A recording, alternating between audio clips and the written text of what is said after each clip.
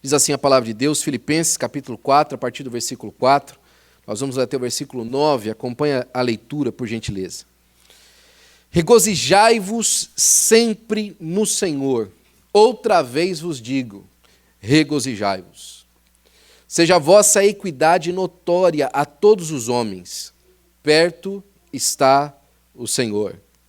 Não estejais inquietos por coisa alguma, antes as vossas petições sejam em tudo conhecidas diante de Deus pela oração e súplicas com ações de graça, ou com ação de graça. E a paz de Deus, que excede todo entendimento, guardará os vossos corações e os vossos sentimentos em Cristo Jesus. Quanto ao mais, irmãos, tudo que é verdadeiro, tudo que é honesto, tudo que é justo, tudo que é puro, tudo que é amável, tudo que é de boa fama, se há alguma virtude e se há algum louvor, nisso pensai. O que também aprendestes e recebestes e ouvistes e vistes em mim, isso fazei, e o Deus de paz será convosco. Amém. Primeira coisa que a gente precisa de fazer, irmãos, toda vez que a gente se debruça a um texto, é pensar um pouquinho em quem escreveu, por que escreveu e onde estava. A igreja de Filipos, irmãos, era uma das igrejas que mais investiam no ministério do apóstolo Paulo, junto com a igreja de Éfeso. Eram duas igrejas que se importavam com ele. Paulo implantou essas igrejas, ele tinha um carinho muito especial por elas. E quando ele escreve essas cartas, Paulo estava num hotel 5 estrelas, no sul de Miami, olhando o Golfo, antes do furacão. Ele estava sentado assim e tal, depois de ter tomado um suco de pineapple e ter almoçado sushi no melhor restaurante de Naples. Ele sentava assim, olhava o mar e pensava em tudo aquilo que ele podia estar alegre no Senhor. Não, irmão, não é nada disso que estava acontecendo com Paulo. Paulo estava na cadeia. Quando Paulo escreve essa carta, ele estava preso. E Paulo estava preso não porque ele roubou dinheiro do MEC. Paulo não estava preso porque ele entrou numa briga de galo ou foi preso com tráfico de drogas. Paulo estava preso porque ele estava pregando o Evangelho e a mensagem do Evangelho era considerada um ato antipolítico contra César.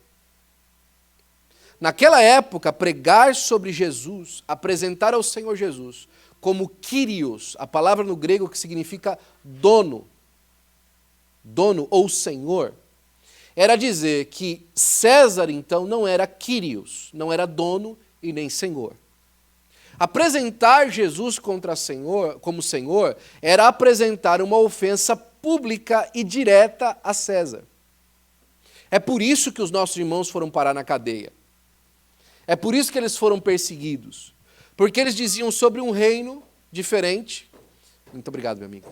Pregavam sobre uma linha de raciocínio, uma filosofia diferente, que era contra a linha de raciocínio, a filosofia vigente do César. Então, Paulo estava preso por causa do Evangelho. Eu fico pensando, irmãos, no primeiro parênteses, quantas pessoas desistem de Jesus ao primeiro fogo que aparece? Alguma coisa acontece, ela é ofendida por alguém, ou ofende alguém, ou passa por algum problema, e a primeira pessoa que ela desiste é de Jesus. A primeira pessoa que ela não olha mais para ele é para Jesus. Às vezes, irmãos, a gente se pega emaranhado em tantos pequenos assuntos e coloca a culpa em Jesus. Fala, Jesus, o Senhor me colocou nessa. Paulo podia falar, Jesus, eu estou aqui na cadeia por causa do Senhor. E ele não ia estar mentindo. E ele não ia estar dando uma desculpa. Ele não ia estar inventando um caso, ele não ia estar dizendo alguma coisa que não era verdade. Ele ia estar sendo absolutamente verdadeiro. Jesus, eu estou na cadeia por causa do Senhor. Certa vez, eu acredito que a igreja de Éfeso, se eu não me engano, ele fala assim, olha, alguns aí que têm visto a minha prisão têm se aproveitado dela para agora proclamar o Evangelho, porque eu estou preso. Mas eles estão fazendo isso para aproveitando da minha prisão. Você está vendo? Ó? O sujeitão lá pregava, lá Deus na vida dele, ó lá. Ó Deus castigando ele porque no passado ele perseguia os cristãos. Estão usando a minha cadeia agora para dizer que Deus é justo, para dizer que Deus agora deu castigo, né? Ele falou assim, que me importa? Contanto que o evangelho seja anunciado. Se por inveja, se de boa fama, se de boa vontade, ó, eu não estou nem aí. O que importa é que Jesus seja anunciado, é isso que importa. Paulo tinha essa consciência de olhar para si mesmo, de olhar para a sua situação, e como ele diz em uma outra carta, não ter a sua vida por preciosa. Não ficar com preciosismo, né? De olha eu, logo eu, a última bolacha do pacote, a última Coca-Cola do deserto, passando por essa situação. E Paulo começa, finalizando a sua carta ali a Filipenses, no capítulo 4, dizendo assim, gente, regozija. Irmãos, fiquem alegres, celebrem, sejam pessoas felizes, sejam pessoas satisfeitas. Quem é que estava falando isso? O homem estava na cadeia. E aí ele escreve, talvez vocês não me entenderam, outra vez vos digo, regozijai-vos. Se você não leu direito da primeira vez, deixa eu dizer de novo. Se os seus olhos não captaram a mensagem na primeira vez que eu escrevi, deixa eu dizer para você de novo. Seja uma pessoa satisfeita. Seja uma pessoa alegre, feliz, completa. Seja uma pessoa que tenha as suas emoções completamente satisfeitas pelo fato de o seu nome estar escrito no livro da vida. Seja feliz, seja alegre, seja completo. E aí ele começa a dizer no versículo 5, quando ele começa a discorrer, ele fala assim, olha, seja a sua equidade notória a todos os homens. E o que ele está querendo dizer com isso? Olha, seja uma pessoa equilibrada, nesse sentido de ser feliz, diante das pessoas. As que estão dentro e as que estão fora, diante de todos os homens. Tem pessoas, irmãos, que a gente conhece, que ela tem que jurar para a gente que ela é crente, porque senão você não acredita não.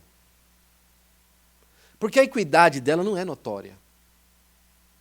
A alegria, a satisfação dela de ser crente não é notória. Ela é escondida, você tem que cavucar para enxergar. Eu gosto de lembrar da história de Pedro para isso, né? Pedro chegou lá no dia da crucificação de Jesus, e quando Jesus estava durante o julgamento de Jesus, e o pessoal falou assim, você é um dos discípulos dele. Ele, não, eu não sou não. Aí chegou outro, você é um dos discípulos dele. Não, eu não sou não. Aí chegou uma criada e falou assim, olha, eu vi você com ele no horto. Aí eu? E começou a xingar a mulher. Pedro? O texto vai dizer que ele usou palavras ali, que ele praguejou, ele xingou a mulher. Eu não estava lá com ele, não. Ou seja, Pedro, só na sua maneira de ser e de andar, todas as evidências da sua vida apontavam que ele era um discípulo de Jesus. Já parou para pensar nisso? Hoje tem gente que jura que é discípulo de Jesus, mas quando você olha para ele, na vida não tem nenhuma evidência. Não tem na evidência do jeito de falar, não tem na evidência do jeito de se comportar. E eu estou indo muito além, mano, do jeito de se vestir, porque o que o assembleano apanha por causa disso não é brincadeira, né? Eu não estou falando de farisaísmo, não estou falando de roupas compridas. Não, estou falando do dia a dia mesmo. Estou falando do dia a dia. Nada se parece com Jesus. O seu trato, o seu cuidado, a sua maneira de se comportar, a sua maneira de votar, nada parece com Jesus. Quando ele se comporta diante de autoridades, nada parece com Jesus. Quando ele se comporta diante dos filhos ou diante dos pais, nada se parece com Jesus. Quando ele se comporta na frente do esposo ou na frente da esposa, nada se parece com Jesus. Mas Paulo está lembrando, olha, seja a sua equidade notória diante de todos os homens. E ele completa, perto está o Senhor. Sabe o que ele quer dizer com isso? Jesus está de olho em você. Tem muita gente que pega aquele texto de Mateus capítulo 28, que Jesus começa dizendo assim, ó, todo poder me foi dado nos céus e na terra. Lembra dele falando isso? Todo o poder o Pai me deu nos céus e da terra. A continuação do texto. Portanto, o que Jesus está querendo dizer? Olha, foi me dado todo o poder. Agora, então, porque todo o poder está na minha mão, eu vou dizer alguma coisa para você. Portanto, por causa desse tanto, eu vou dizer alguma coisa para você. Ide por todo o mundo, pregai o evangelho a toda criatura, batizando-os em nome do Pai, do Filho e do Espírito Santo, ensinando a guardar as palavras que eu vos tenho dado. Isso é uma ordem baseada na premissa de que ele tem poder sobre os céus e sobre a terra para fazer isso aí. Ele está dando uma ordem. E de onde vem essa história? Lembra quando aquele centurião aparece e fala assim, Jesus, não vai na minha casa não, para curar o meu criado? Só manda uma palavra. Porque é o seguinte, eu também tenho homens, também sou um homem de autoridade, e tenho homens sob a minha autoridade. E digo a esse vai, e ele vai, e digo a esse faz, e ele faz. Porque ele tinha autoridades e homens sob a autoridade dele. Jesus é a mesma coisa, ele está falando a mesma coisa para os discípulos. Lembra da autoridade que o centurião tinha, alguma autoridade? Então, a autoridade que o centurião tinha, eu tenho toda. Ele tinha alguma autoridade. Eu estou falando para vocês que eu tenho toda a autoridade. Então, vai, ide por todo mundo e faz discípulos de todas as nações. E aí ele faz o seguinte, e se você fizer isso, eis que estou convosco todos os dias, até a consumação dos séculos. E esse eis que estou convosco, para nós, alimenta o nosso coração daquela companhia, né? Do entre aspas, Jesus bonachão, gente boa, que sorri para tudo que a gente faz. Mas esse eis que estou convosco é o homem da autoridade nos observando, se nós estamos andando de acordo com a ordem que ele deu. A gente prega o eis que estou convosco como aquela companhia mansa e suave, ela é também. Mas também é a companhia do eis que estou convosco, de observando a sua vida, como Paulo fala, olha, se a sua equidade não for assim diante dos homens, perto está o Senhor. Ele está perto. Ele está te observando. Por tantas vezes a gente, né, e eu me coloco, incluo nisso, por quantas vezes a gente é tentado a agir fora daquilo que o Senhor nos ensinou, porque ninguém está vendo. Porque ninguém está olhando.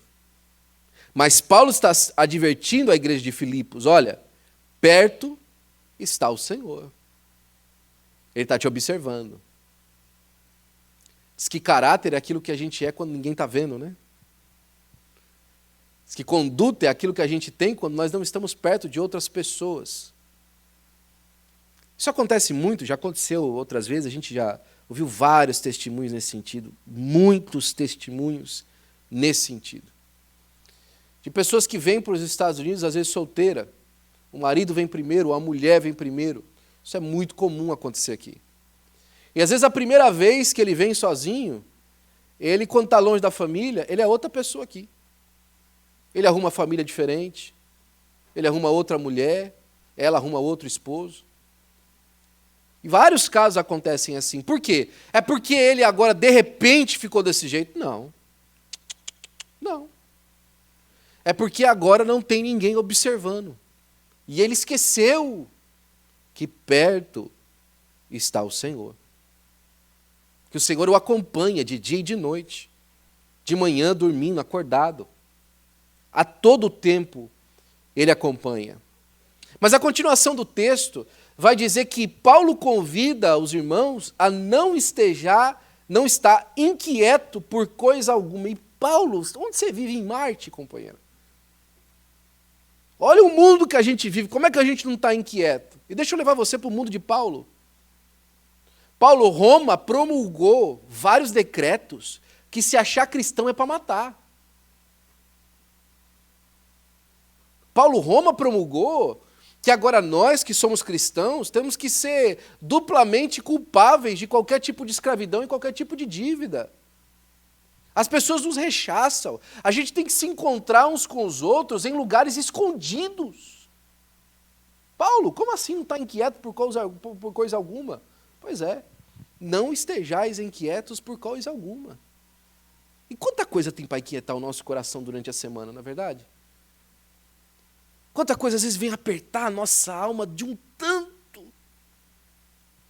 Esses dias atrás, às vezes as pessoas falam assim, a pessoa fica pensando, falando assim, me fala o seu plano que você espera de você daqui 5 anos, né? Daqui 10 anos. E tem gente preocupada hoje se ela vai sobreviver os próximos 5 minutos. Angústia. Coração apertado. Você lembra a primeira vez quando você entrou no país e passou pela imigração? Eu lembro. Eu entreguei aquela carta do I-20 assim, tremendo, igual uma vara verde pro rapaz, porque eu não sabia o que ia acontecer. Quando eu saí da frente dele, que eu estou caminhando para aquele gate grandão, então pela internet, não tem problema. Andando para aquele gate grandão, um dos guardas da imigração veio andando assim para mim, olhando na minha cara. O guarda que eu passei saiu de dentro da casinha e falou, não, está tudo bem, ele está tudo certo. E eu... angústia. Ou quando aquele carro para na frente, você aperta o pé do freio e nos próximos 3, 4 segundos parece que passou 2 horas. Por causa que o carro vai aumentando na sua frente, o freio parece que não vai dar conta de você bater no carro da frente. E quando aquele momento passou, você envelheceu 2 anos. E aí você fica passando na sua cabeça cenários se eu tivesse batido. Meus filhos estavam no carro, e como é que eu iria? Eu ia ir para o hospital, e você se inquieta pela possibilidade do acidente ter acontecido. E Paulo está dizendo assim, olha, não estejais inquietos por coisa alguma. Olha, a menos que você então passe por um momento traumático, aí você pode se inquietar. Não. Não estejais inquietos por coisa alguma. Antes de você se inquietar, antes de ter a possibilidade de você passar por uma situação ruim, uma situação que vai ser contrária a você, antes disso, que as vossas petições sejam em tudo conhecidas diante de Deus, pela oração e súplicas com ação de graça. O que ele quer dizer isso? Ele quer dizer o seguinte, que, por exemplo, seu pastor, antes de sair de casa, a hora que eu estou para entrar na rua do condomínio, eu olho para todo mundo dentro do carro e falo assim, vamos orar. Senhor, nós estamos indo para a tua casa agora. Eu te peço que o Senhor guarde a minha família, os meus filhos, o nosso caminho até lá, os nossos irmãos que vão para o culto. Nos usa nas tuas mãos, nos dá um culto abençoado nessa noite, manifesta o seu poder, nos cobre com teu sangue e nos dá segurança. Pronto. E nós te agradecemos em nome de Jesus. Pronto. Todas as minhas petições e súplicas para esse momento já estão apresentadas diante de Deus com ação de graça. Tudo o que acontecer daí para frente é vontade dele. Inclusive, o dia que eu aperto o pé no freio e quase bato o carro. Ele deu livramento, ele me ajudou. Eu não preciso de ficar inquieto. Eu não preciso de ficar pensando nos cenários da minha vida, das coisas que podiam ser fatais. Por quê? Porque já não foi fatal. Ele me guardou. Ele me ajudou. Ele estendeu a mão dele e colocou para que aquilo ali que aconteceu não fosse pior. Ele me ajudou. Eu não preciso estar inquieto por coisa alguma. Quantas coisas, então, às vezes, na nossa casa, são as questões financeiras. Será que esse mês alcança? Será que vai alcançar esse mês a gente bater aquela meta que a gente precisa? Será que nós vamos alcançar na nossa vida, ter a tranquilidade que nós precisamos para viver com abundância, com saúde e dinheiro, com abundância de dinheiro, saúde para dar e vender, como dizia o Bamerindos no final do ano? E aquilo ali toma a nossa vida, toma o humor da nossa casa, toma o humor da nossa alma, e nada anda. Por quê? Porque nós estamos inquietos por alguma coisa. Certa vez eu estava com alguns problemas e comecei a me aconselhar com alguns amigos. E fui falar para um amigo, e fui falar para outro amigo, e fui perguntar para outro amigo, e fui ver como é que a gente saía dessa situação que eu estava. E quando eu estava falando com um quarto amigo, o Espírito de Deus falou comigo. Ele falou assim para mim, se você quiser pedir minha opinião, também tenho, viu, eu? Porque eu já tinha tentado achar solução com tanta gente, mas eu não tinha falado com o Senhor. E por diversas vezes é isso que acontece, a gente pega o telefone, liga para um, pede emprego para o outro, bate na porta do ciclano, bate na porta do fulano, mas não fala com Jesus. E eu não estou dizendo nem falar com Jesus nesse processo que nós temos de, por exemplo, vir se aconselhar com o pastor, não. Eu falo falar com Jesus mesmo. Fala, Jesus, o que eu faço? Eu vou falar com o pastor a respeito disso? O senhor quer me ajudar nessa situação? Como é que eu saio dessa? Me mostra, qual que é a estratégia para hoje cedo? Como é que faz para mim alcançar isso? Não fala. Busca na cabeça, toma o plano, traça o plano. E aí depois o plano está errado e fala assim, Jesus, o Senhor me abandonou. Não, não te abandonou. O problema é que você abandonou perguntar para Ele. E é por isso que o negócio foi ruim. Por isso que deu errado. Você não disse com Ele. E diz que é para apresentar com ação de graça. E aí o que vai acontecer? Paulo falou o seguinte, se você fizer isso, a paz de Deus que excede todo entendimento, isso aqui é demais. A paz de Deus que vai além daquilo que faz sentido. A paz de Deus que completa a nossa alma além daquilo que faz sentido. Ela excede o entendimento. Como assim? Escuta, você não está com medo que vai acontecer alguma coisa com você? Não, estou tranquilo. Jesus falou que vai me guardar. Logo quando eu cheguei aqui, depois de uns 8 meses, que eu comecei a endireitar minha vida e voltar para Jesus de verdade, tinha mais ou menos uns 3, 4 meses que eu estava trabalhando na igreja, então pelo menos tem 1 ano isso aí, depois que eu cheguei. Eu tive um sonho durante uma noite. Né? E o primeiro sonho que eu tive, na verdade foram 2 sonhos, 2 noites seguidas. O primeiro sonho, na primeira noite, eu estava dirigindo o meu carro, eu tinha um Impala 1998. Sabe qual que é o Impala? O Impala hoje é curtinho, pequenininho. O 98 era aquele carro largão, aquela barca, sabe? Parecia o Opala brasileiro, grande. Fazia 8 milhas por galão. Imagina, sem catalisador, né? Era aquele banco de 3 pessoas na frente, sabe que é um banco só? Era um carrão daquele lá, joia, 98. Foi feito vintage. Então, 98 já não tinha mais carro assim, mas esse era vintage. E eu estava dirigindo, e aquela semana tinha acabado o meu seguro. Eu sem dinheiro, minha carteira estava minha carteira já tinha vencido já há 2 meses, porque já tinha 1 ano e 2 meses que eu estava aqui, mais ou menos. Minha carteira já tinha vencido na Flórida, e eu estava sem condição de continuar com carteira. Já tinha saído da escola há muito tempo e tal. Minha carteira só tinha durado 1 ano. E eu tinha batido o carro alguns dias atrás. 1 dia antes do meu seguro acabar, eu bati o carro. 1 dia antes. A polícia veio lá, deu entrada no seguro, tal. No outro dia eu já não tinha mais seguro.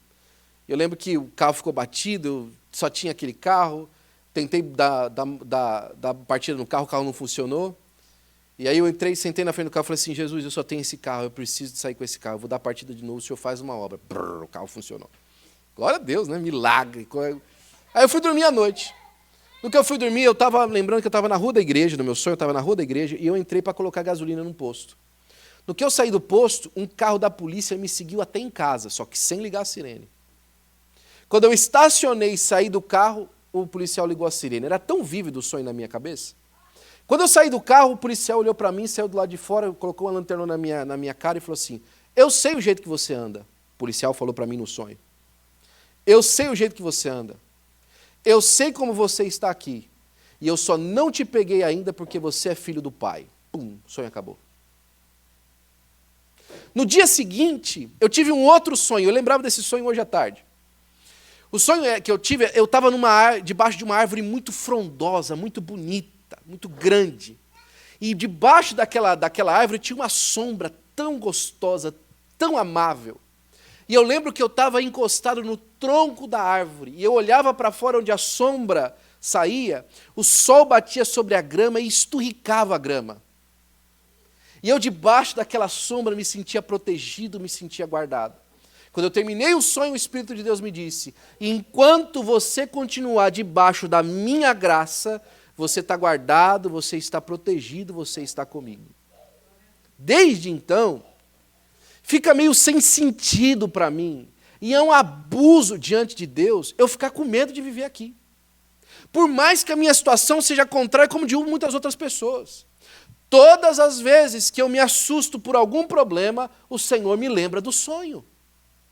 E você sabe? E de novo, está pela internet, não tem problema. Depois de ter sido parado 4 vezes pela polícia na Flórida, e ter estado diante de 3 juízes, sendo que as 2 primeiras vezes me disseram, você vai ser deportado, e eu saí de lá com o juiz me cumprimentando, e sem me colocar nos charges que ele geralmente colocava em outras pessoas, eu falei assim, Deus está cuidando de mim. Como é que eu acredito diferente? Como é que eu penso diferente? É por isso que Paulo está falando, olha, quando você age dessa maneira, quando você oferece as suas inquietações diante dele, a paz de Deus que excede o entendimento, guarda o seu coração. Talvez eu não exagerei o suficiente para você, deixa eu contar mais uma que o seu pastor aprontou. Uma vez dando ré, dentro de uma escola particular, no estado da Flórida, uma escola presbiteriana particular, numa das cidades mais difíceis para imigrante, no sul da Flórida, Coral Springs, eu atropelei uma criança saindo da escola. Sem querer, fui dar ré, não vi ele, e prendi a perna dele no carro que estava atrás. Fui para frente, pedi perdão 1000 vezes, não saí de lá, conversei com o rapaz, conversei com a pessoa que estava do lado e tal, troquei informação, está tudo bem, o menino está andando, está tudo certo. Saí de lá. Passou 5 minutos, me ligam. Falei, escuta, foi você que atropelou o menino aqui? Eu falei assim, olha, uma palavra muito dura, mas foi eu que passei pelo incidente. Você vai ter que voltar aqui porque a polícia quer falar com você. Precisa de fazer um boletim de ocorrência, o menino jogava futebol pela escola e a escola não liberaria se não tivesse um boletim de ocorrência com um médico liberando ele para voltar para o time. Coisa de americano. Muito bem. Liguei para o meu pastor e falei, pastor, é o seguinte, eu cometi um pequeno deslize. Eu atropelei um rapaz aqui na escola. Meu Deus do céu, você só apronta comigo. E eu vou ter que voltar lá. Então, cuidado, rapaz, eu vou falar para alguém ligar para você para te ajudar e tal. Tá bom, sim, senhor, estou indo lá. Cheguei lá e tal. A hora que eu cheguei para conversar com a pessoa, fiquei esperando a polícia chegar. Aí a polícia chega e falou assim para mim, onde é que está a vítima? Aí o inspetor da escola falou assim, não, o pai dele levou ele no hospital. Ah, então eu não posso fazer boletim de ocorrência, porque se não tem vítima, não tem boletim de ocorrência. Nem a carteira ele me pediu. Eu não tinha carteira se ele me pedisse também. Saiu de lá, 2 dias depois me ligam e falam o seguinte, olha, eu já tenho tudo que eu preciso para fazer o boletim de ocorrência, mesmo que você não teve lá, eu só preciso do seu número de carteira. Eu falei, pois muito bem, eu tenho um número de carteira, só está vencido. Aí a pessoa do outro lado falou assim, então você vai ter que vir aqui na polícia de Coral Springs. Eu falei assim, é opcional? Ele falou, não, é opcional. Ou você vem aqui ou eu vou aí te buscar. É opcional sua. Eu falei, então tá bom. Eu saí do lugar onde eu estava, olhei para a Aninha, o Noah, nosso pequeno Noah de 9 anos, tinha 2 meses. Falei assim, minha filha, põe uma roupinha nele, nós vamos ali em Coral Springs dar um pulinho. Eu entrei no carro e como Deus é minha testemunha, eu fui da minha casa em Deerfield Beach até Coral Springs, agradecendo a Deus pelos anos de América. Falei, Senhor, obrigado por esses anos aqui. Aqui o Senhor abençoou a minha vida, o Senhor mudou a minha vida, foi tão bom ter morado aqui, Jesus. Olha, eu só peço para o Senhor que ajude a Ana agora nessa transição, vai ser difícil. Na minha cabeça era certo. Mas eu comecei a agradecer a Deus pela bênção de ter vivido aqui, de ter morado aqui, de ter sido abençoado por Deus, porque eu sabia que dessa eu não escapava. Eu estava indo no departamento de polícia de Coral Springs para entregar as minhas informações de ilegal sem carteira. Cheguei lá, esperei o detetive vir para o lado de fora, cumprimentei ele com um sorriso, muito bem educado. Falei, meu nome é William, eu vim aqui trazer as informações para você. Eu falei, tá certo. Pegou a carteira, foi lá para dentro, pegou o papel com a foto da carteira, foi lá para dentro, já ele volta. Ah, seu William, a sua carteira não está só vencida, está suspensa também. Porque você não pagou as 2 últimas multas que você deveria ter pagado sem carteira. Eu falei, não paguei? Ele falou, não. Eu falei, pronto. Se o senhor não podia nem estar sentado no volante, dentro da delegacia. Só que é o seguinte, eu estou vendo que você é um rapaz de bem. Estou vendo sua esposa, seu filho. Eu conheço muita gente na sua situação. Eu sei que você é um rapaz trabalhador. E você quer saber? Pega o seu filho, pega a sua esposa, dá um jeito, arruma uma carteira internacional, faz qualquer coisa. Mas vai embora. Eu falei assim, não, o senhor não está entendendo, eu não tenho condição de tirar a carteira, porque o senhor sabe que na condição de ilegal, ele falou, para de confessar crime, eu não quero saber do seu status imigratório. Pega a sua família e vai embora e vai viver a sua vida. E a paz de Deus, que excede todo entendimento, guardará os vossos corações. O Senhor quer hoje, irmãos, dar uma injeção de ânimo na nossa vida. Se nós estamos nele, se as palavras dele estão em nós, nós seremos completos nele. Ele disse assim: vinde a mim, todos vós que estáis cansados e oprimidos, e eu vos aliviarei. Tomai de mim o meu jugo e o meu fardo, porque é leve e suave. E você vai encontrar paz para as vossas almas. A paz de Deus, que excede todo entendimento, guardará os vossos corações e os vossos sentimentos. O coração fala do lugar aonde a gente faz as decisões. E os sentimentos fala das nossas emoções enquanto as coisas estão acontecendo na nossa circunstância. Então, se nós fizermos dessa maneira, apresentando a Ele as nossas inquietações, a paz dele vai cobrir o nosso coração de tal forma que as nossas decisões vão ser bem feitas. Porque você sabe o que eu ouvi quando eu estava esperando a polícia chegar lá da primeira vez? Alguém me ligou com pseudo conhecimento de advogado e me disse assim: Will, pastor me disse que você está aí, pediu para ligar para te orientar. O pastor achou que ele ia me orientar mesmo. O pastor quis me ajudar, pediu para esse irmão me orientar, porque esse irmão, até então, a gente entendia que ele era uma pessoa que entendia as coisas. Sabe qual é o conselho que ele me deu?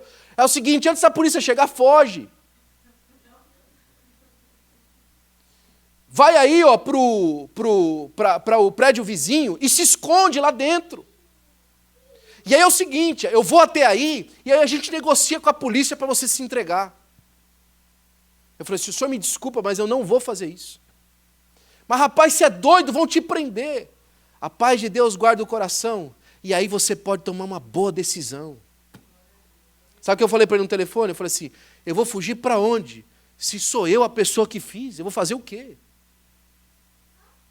A única coisa que eu posso fazer para mim ficar direito diante de Deus é assumir a minha responsabilidade por aquilo que aconteceu. Eu sei exatamente quem eu sou nesse país, o direito que eu tenho nenhum, mas o Senhor vai olhar para mim e eu vou ter tomado uma boa decisão e Ele vai me guardar. E aí guarda o seu sentimento. Porque a hora que apareceu o bigode lá com o distintivo, o sentimento meu era o seguinte: Senhor, o Senhor está no controle. E o Senhor então me controla. Senhor, o Senhor está sobre essa decisão. Então o Senhor me ajuda. Porque diz que é a paz dele que vai guardar o meu coração, não meu brio de aço, porque eu não tenho.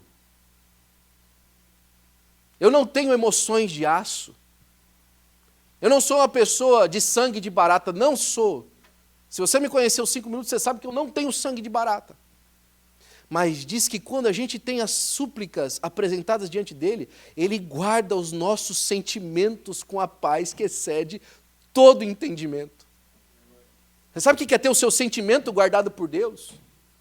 As suas emoções guardadas por Deus? Quando a coisa está desmoronando e você fala assim: eu vou confiar no Senhor, porque eu sei que Ele é todo poderoso. E o resto da receita, a gente começa a terminar. Quanto ao mais, irmãos, como assim quanto ao mais? Se sobrou alguma coisa em toda essa equação que eu acabei de dar para você?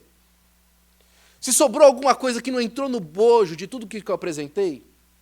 Se sobrou alguma história que não faz aí parte do meio? Vamos lá. Ó, então, tudo que é verdadeiro, tudo que é verdadeiro, tudo que é honesto, tudo que é justo, tudo que é puro, tudo que é amável, tudo que é de boa fama, se há alguma virtude e se há algum louvor, se ocupe a sua cabeça com isso.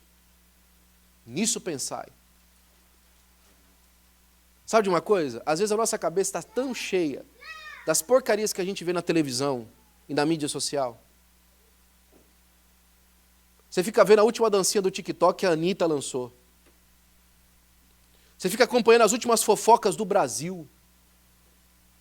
Você fica acompanhando aquilo que não presta, que é lixo no mundo. E aí você fala assim: por que eu não consigo ter paz e paciência? Porque você não está guardando o liquidificador das suas emoções e das suas decisões, que é o seu coração. Você está enchendo ele de lixo. E aí, na hora da paz guardar o seu coração, ela tem que disputar com todas as coisas que o seu coração fica pensando e meditando. Com todas as besteiras que você fica inundando a sua alma. E aí não dá. E aí não é porque Deus não tem força, é porque você não dá lugar a Deus. Você não abre o coração ao Senhor. Eu não estou sendo duro com você, eu estou abrindo hoje uma enorme porta de passagem para você mudar o seu estado de ânimo. Sabe o que se fala mais hoje? Foi exatamente a expressão que Deus me colocou. Como hoje nós estamos com um problema de saúde mental e emocional. Está aqui o acesso à sua saúde mental e emocional. Essa é a porta para você ser uma pessoa mentalmente saudável. Para você tirar aquelas minhocas da sua cabeça que ocupa os seus sentimentos e as suas emoções. Ai meu Deus, será que minha filha vai embora? Será que meus filhos vão me deixar? Será que meu esposo vai sumir? Será que a minha esposa vai sumir? Será que a coisa vai desmoronar? Não vai! Se as suas emoções e o seu coração estiver inundado daquilo que vem de Deus. Comece a pensar no que é bom. Comece a conversar das coisas que é de boa fama. Sabe, às vezes eu gosto de notícia, acho um negócio tremendo, como o outro pensa que o Putin vai fazer e não sei o quê, mas eu já me peguei por conta disso. Eu já falando com alguns amigos aí, como é que vai fazer se, por exemplo, vier uma bomba atômica em Los Angeles, por onde que a gente foge? Eu já cheguei a pensar nisso. A guerra está subindo, isso não é verdadeiro nem de boa fama. Isso ocupa, às vezes, o nosso coração, que distrai a nossa vida daquilo que não vai edificar a nossa vida. Mas o Senhor convida a todos nós hoje a ressignificar a nossa alma diante dEle e para a glória do nome dEle. E por fim ele termina. O que também aprendestes e recebestes e ouvistes em mim, Paulo, isso fazei. E o Deus de paz será convosco. Olha, vamos olhar para Paulo mais uma vez. E vamos perceber a sua conduta, a sua vida, a programática das suas coisas. E vamos aprender, e vamos receber.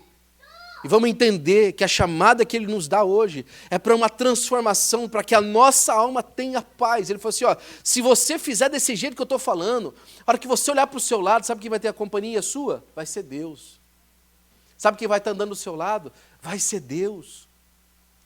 Se você fizer você tomar essa lição que eu estou te dando hoje, o que vai acontecer com você, a hora que você olhar para o lado, quem está comigo é Deus. Mas às vezes a gente quer que os followers do Instagram estejam com a gente, que a mídia esteja com a gente, que o sucesso esteja com a gente, que o documento esteja com a gente, que ser um cara gente boa e bonachão esteja com a gente, que as pessoas gostarem da gente esteja com a gente. Mas ele está falando assim, se você seguir essa prática aqui, quando você olhar do seu lado, sabe quem vai estar com você? Deus. E Deus é uma companhia melhor. Deus é uma companhia melhor. Vale a pena estar com Deus. Vale a pena andar com Deus. Vale a pena ser feliz com Deus. É ou não é, Pedro? Vale a pena nós andarmos com o Senhor, não vale? Lá no Salmo de número 34, versículo 8. E eu termino por aqui. Clarinha, você me ajuda para a gente orar pelo povo? Ele fala assim, olha, provai e vede que o Senhor é bom. E que não tem falta alguma àqueles que o servem. Experimenta hoje. A coisa lá em casa que funciona bem. A Aninha sempre fala isso. Quando nós tivemos o Noah, nós dois trabalhávamos. E a Aninha saía de casa, passava pela igreja, me deixava, então deixava o Noah na babá, até por volta das 3 da tarde. E aí depois, quando eu saía do trabalho, eu ia, pegava o Noah, pegava ela e voltava para casa. Na maioria das vezes era assim, ou então às vezes a gente trocava. Ela pegava o Noah, depois me pegava. Porque depois ela tinha escola.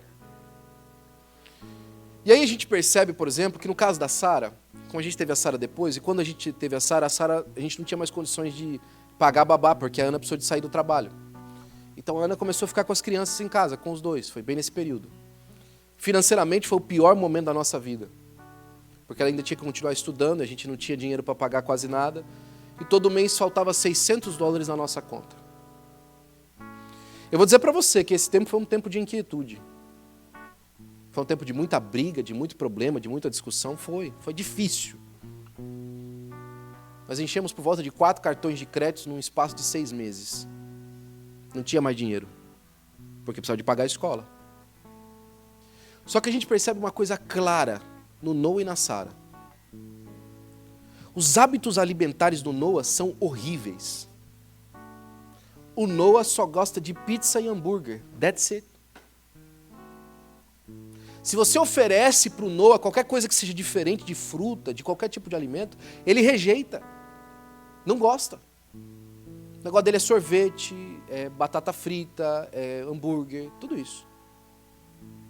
Agora a Sara, os hábitos alimentares da Sara é o seguinte: se ela vê uma salada, ela quer comer. Se ela vê fruta, ela quer comer. A gente já chegou dias de ter obrigando ela a comer um pedaço de carne, porque ela só queria comer a salada da comida. Ah, é porque eles são diferentes. Não. Toda a educação alimentar do Noah foi feita por uma babá.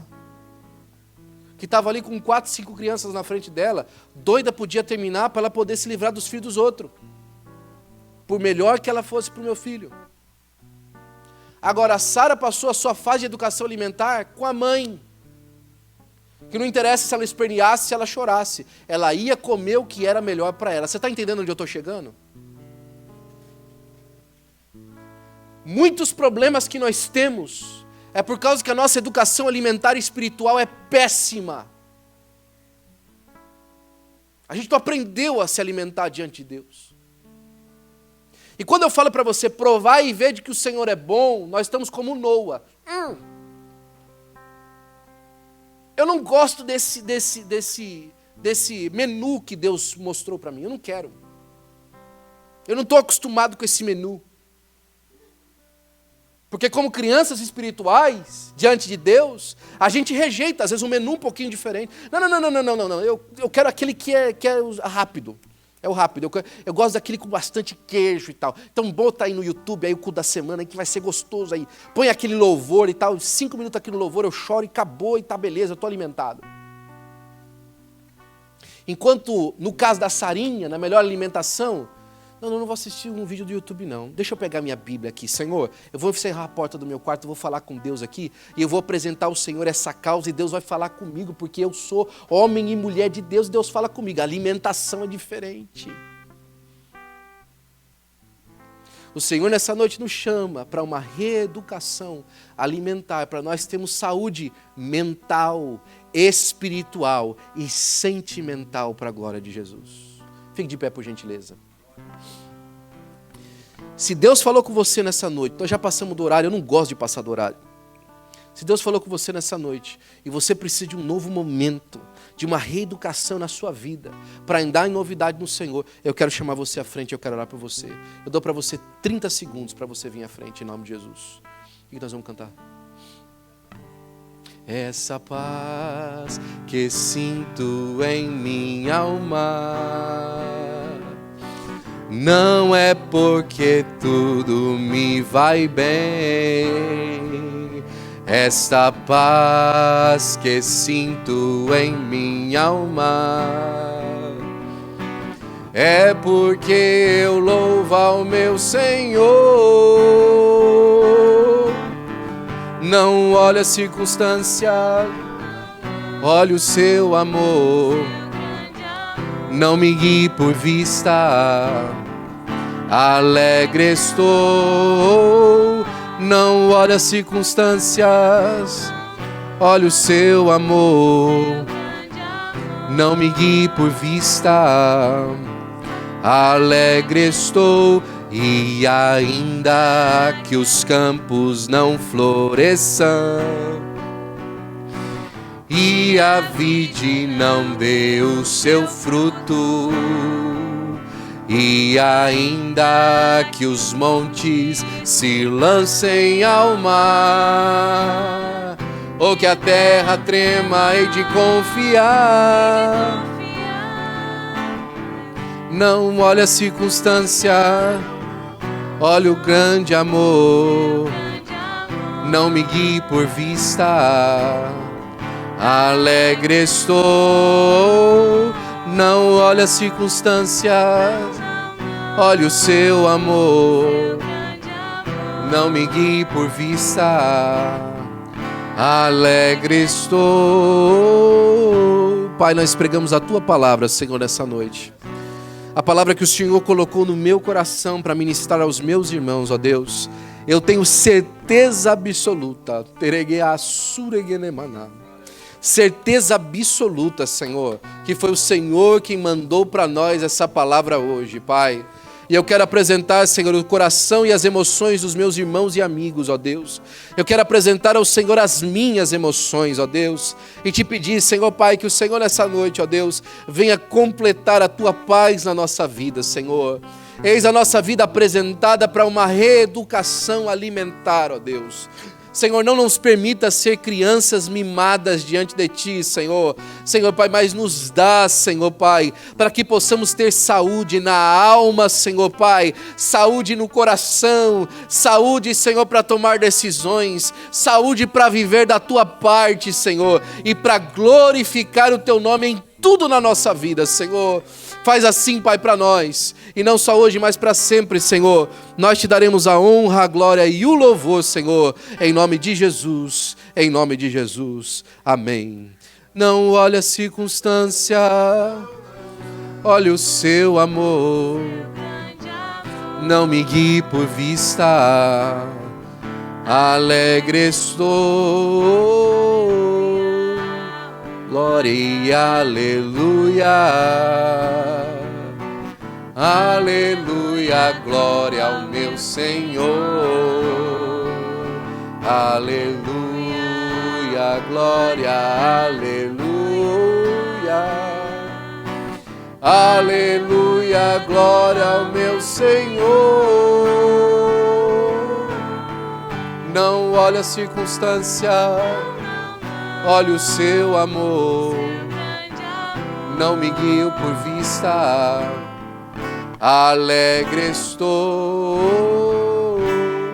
Pai, abençoa o Teu povo, Senhor, Pai. Cada um dos Teus filhos que vieram cultuar aqui, Senhor. Aqueles, ó Senhor, Pai, que ainda vão ouvir da Tua parte, através daquilo que o Senhor fez hoje aqui no nosso meio. Continua confirmando, Senhor, Pai, a vida dos Teus filhos, para glorificar o Teu nome, em nome de Jesus. Que a graça de nosso amado Senhor e Salvador Jesus Cristo, o grande amor de Deus, o nosso Pai, as doces comunhões do Espírito Santo de Deus, seja com todo o povo de Deus. E o povo de Deus diz com alegria: amém.